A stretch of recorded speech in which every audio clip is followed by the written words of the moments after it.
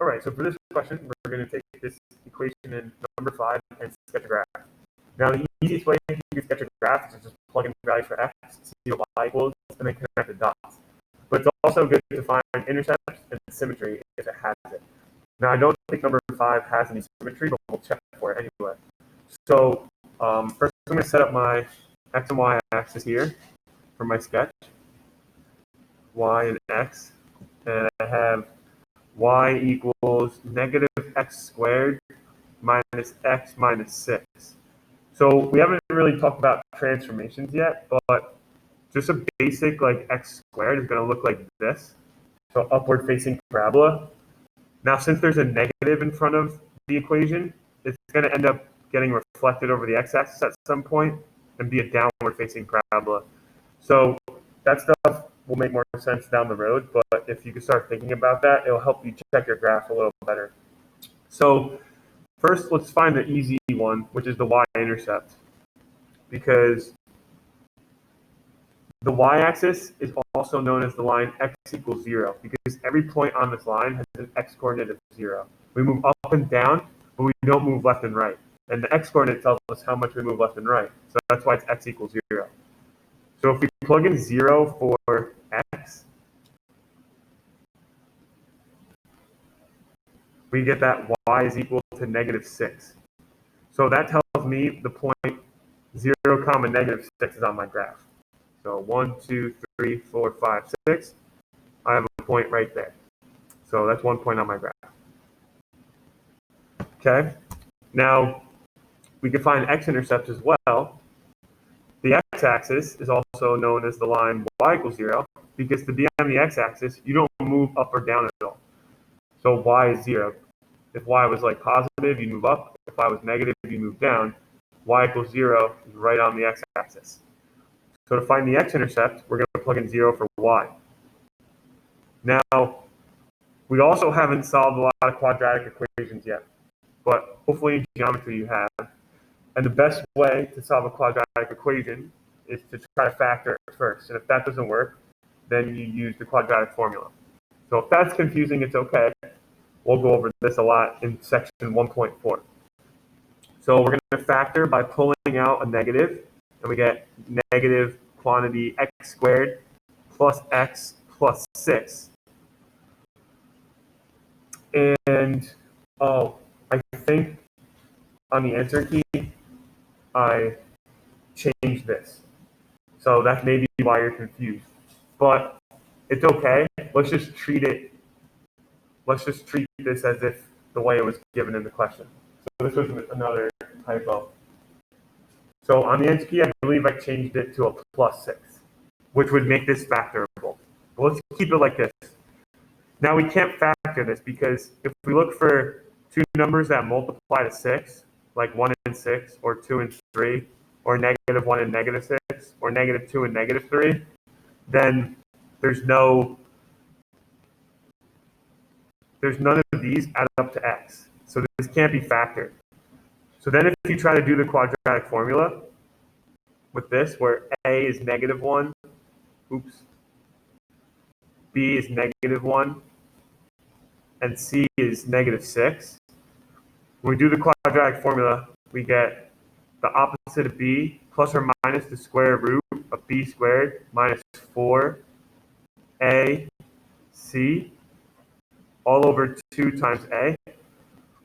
All right, we get 1 plus or minus the square root of 1 minus negative, that's a double negative, so just minus 24 over negative 2.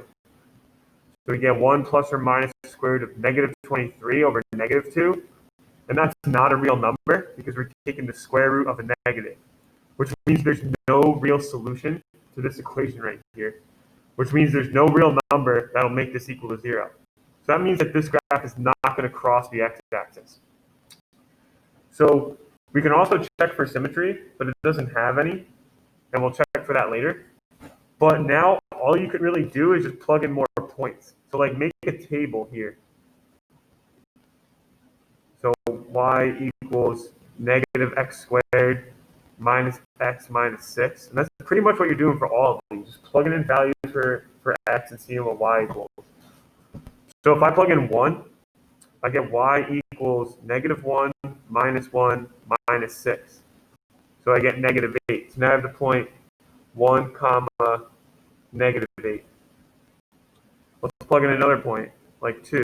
So we get y equals negative 2 squared minus 2 minus 6, which would be negative 12. So 2, and then 9, 10, 11, 12. So this looks like it's decreasing. So let's plug in some other points to the left of the y-axis, like negative 1. So then this becomes y equals negative 1 squared minus negative 1 minus 6. So that becomes negative 1 plus 1 minus 6. Oops. Negative 1 plus 1 minus 6. So that comes out to be negative 6, which is like right on the same level right here. And then if we plug in negative 2, we get y equals negative 2 squared minus negative 2 minus 6. So that's negative 4. Sorry, you can't see that. Negative 4 plus 2 minus 6. And we get negative 8. So we get negative 2 comma negative 8. So now that looks like it keeps decreasing. So the vertex is going to be somewhere over there. And that's the best we could do without a calculator. And again, we're just kind of going back to basics. We're just plugging in points for x and seeing what y is, and then plotting those points. Now, this does have symmetry, but not x-axis, y-axis, or origin symmetry. It has symmetry through the vertex, and that's true for every parabola. Now, but to check for y-axis symmetry, so y-axis symmetry is when for every point xy, there's a point with the opposite x value but the same y values. So it doesn't really look that good here, but so like it means if you fold the graph over the y-axis, it would fold onto itself. So for every set of points to the right of the y-axis, there's the same set of points to the left of the y-axis with the same y-coordinates. So something like that would have y-axis symmetry. So you can check that by plugging in. So if here's our original question, y equals negative x squared minus x minus 6. If we plug in negative x for x, so this represents for every x, y is equal to this. For here, if I plug in negative x, I get y is equal to negative x squared plus x minus 6, which is a different equation than that, which means we wouldn't get the opposite y value, we'd get some different y value. So if you plug in negative x for x and get a completely different equation, then it doesn't have y-axis symmetry. And to check for symmetry about the origin, you do the same thing, but you plug in negative y for y. And if you go to simplify this by getting y alone, by dividing everything by negative 1, you also get a different y value than the original equation. So origin symmetry is when for every point xy, there's a point negative x, negative y. But if we negated the x and the y, we get a different equation, which means it doesn't have origin symmetry either. We could tell from the graph, right? If it had origin symmetry, like it would look something like that, but that wouldn't make sense here in a parabola. So long story short, all you gotta do is plug in some points and sketch it, and you're good.